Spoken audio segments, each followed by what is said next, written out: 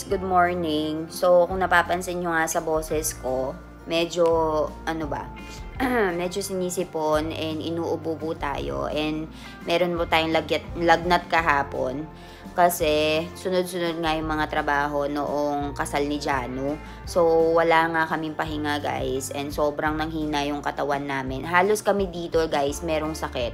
Si mommy, si Janu din, merong sakit. Tsaka ako. So, si Papa na lang at tsaka si Milan yung matatag. And kakatapos nga lang ng kasal kahapon. Pero kung mapapanood nyo ito, siguro medyo late na. Since nakapag-upload na ako ng ibang mga videos. Ano ba sasabihin ko? Today, meron kaming ganap mamayang gabi. Pupunta kami ng Danpor kasi ininbitahan nila si Het Kumar na kumain doon. So, Hemu Mami and everyone will be there kasama sina Lolo and Lola and we'll be eating there. Parang, ano kasi siya guys, tradisyon na kapag bagong kasal yung dalawang tao, ini-invite sila sa mga bahay-bahay and magbibigay sila ng pera sa kanila. Parang blessing ba sa kanila guys, na magsimula ng bagong buhay. So, I don't know if I will be able to shoot a lot of videos later. And if makapag-video ako mamaya. Kasi medyo masama nga yung pakiramdam ko ngayon guys. Nakikita nyo naman sa boses ko. Pero i-update ko pa rin kayo kung kaya ko. Kami ngayon sa Danpor. And we are currently here with Hemu Mami and Ba. So, they are currently making food for us. And kasama natin si Het Kumar ngayon. And we'll be eating in here. So, nagluluto si Mami ng papad Mami na. And over there, nagluluto si Ba ng Batakawara. So, nagluluto si Ba doon ng Batakawara. So, ayan, nasa loob si na Het Kumar. Nakaupo siya kasama sina Nilesh Mama and Milan. And dito guys, dito kami kakain for our dinner.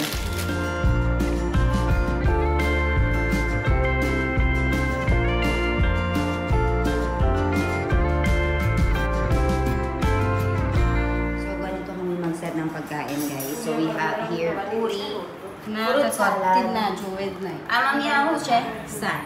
Batata. Okay. Cauliflower and potato. Ito yung tuwer and Mami, ako siya? Tuwera na binda? Ringgo. And right over here is Dana Ringer. So ayan. Mommy is now distributing everything and then they will be sitting here after some time everything is finished. Chalo kailo apra. Guys, we have this also. Mami nam sucha vara. Batata vara. The full dish guys. Meron tayong papad, tuwer, dana tuwer, and flour.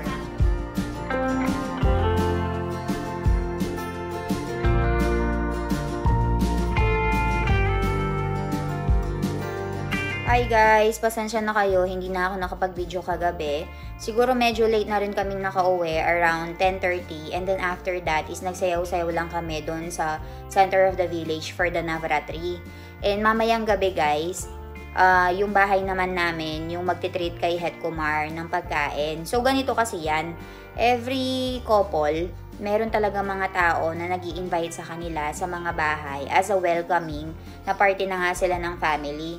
So, unang nag-invite si Hemu Mami and Nilesh Mama. So, kumain nga kami kagabi sa Danpor and pinakain nga nila si Het Kumar sa bahay.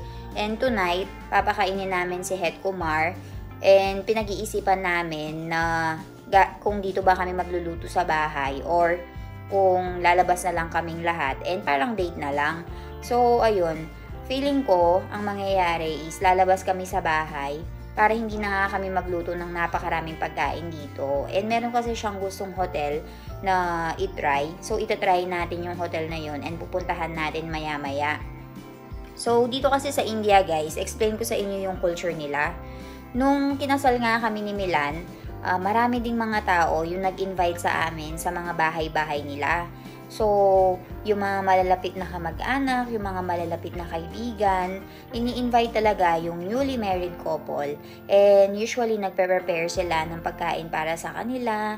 And then, magsistay sila ng buong night magkakasama hanggang sa late night. So, after nun, after silang pakainin, ang gagawin is magbibigay sila ng pera kay Head Kumar and kay Janu. So, ganun yung tradisyon nila dito sa India na talaga namang nakakatuwa.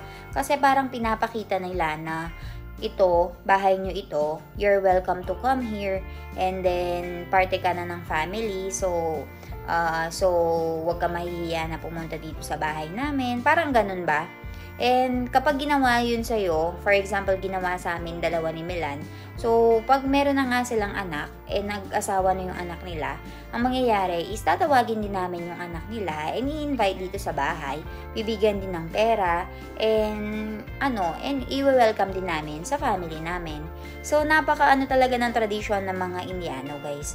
Napakaganda kung tutuusin mo kasi napakaraming tao talaga yung magiging family mo na, and tuwing merong mga pangangailangan, tutulong talaga sila sa'yo, guys, and hindi ka mag-iisa.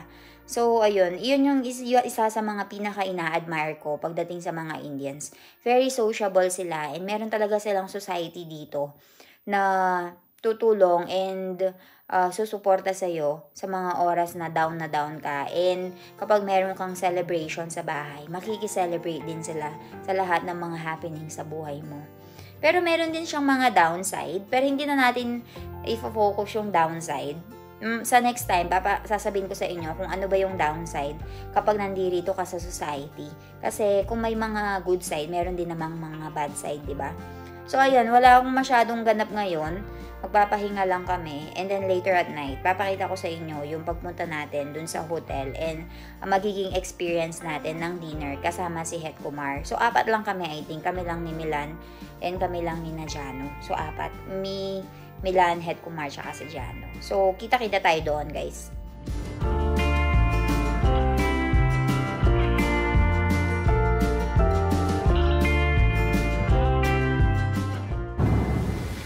So, ayan guys, we're currently here at the Fern and we'll be eating here together with Jamay, Janu, and Doc Milan. So, ayan, dahil kakatapos nga lang ng kasal nila, kaya i-treat natin si Jamay for dinner. Let's go inside. Napakagandang place and ambience. Diba dito, sobrang malamig na. So, yung lahat is halos naka-jacket na and start na rin ng Navratri. So, papakita ko sa inyo yung lugar. So, here it is. Very cozy. So, this is the area. What do you want to eat, Jan? Are you into pasta? There are people. It's actually full, no? I think they're gonna be doing garbine here. Kasi there is so much life. Oh my, it's full. Let's go. Sit over there.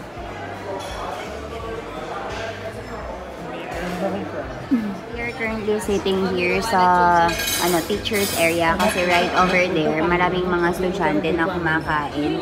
So hindi kami nakasalamuha sa kanila and we are currently eating here. So we have this main course. Ayan. May mga Southeast Asian dish, ethnic cuisines, like dal tadkay, and so much more. So, ganun siya. Aliwa, main course ma? And order this papad that they are gonna be giving it as a complimentary, guys. And it have this chutney right over here. And while you are eating, you can watch the match on go. So, ayan, this is manchow soup. Welcome. So, this is what they call Pink Panther, color pink. Ayan guys, we have a lot of options in here. We have honeymoon, cool passion, northern lights, and a lot of stuff in here. And up until now, we still didn't decide yet what to eat for our main dish. Doc, pichar karne? He's very confused. This is the kimchi salad, guys. Milan, how was the soup? Which one is better? I like this one. You like the soup more? I like the VRA. So this is what they call Pink Panther.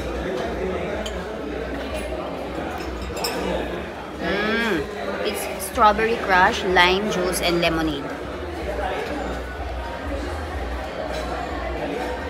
I don't actually taste the strawberry. I cannot taste it. I can taste the lime. good. So this is chili cheese balls, guys. I think this is ketchup, Jan. What do you think? Or chili sauce. And this is cheese. Oh, this is chili and cheese. Chili cheese balls. We're currently here in a very good restaurant, guys. And look how many people are watching. Ayan, no? Alas lahat sila nanonood. Even there. They're watching who's gonna win this game. Ayan, we asked them to change the plate because we ate already. They're clapping whenever their idol is scoring 6. So it's done. We were very happy. Chocolate. Want this more? Want the Lord and want this more?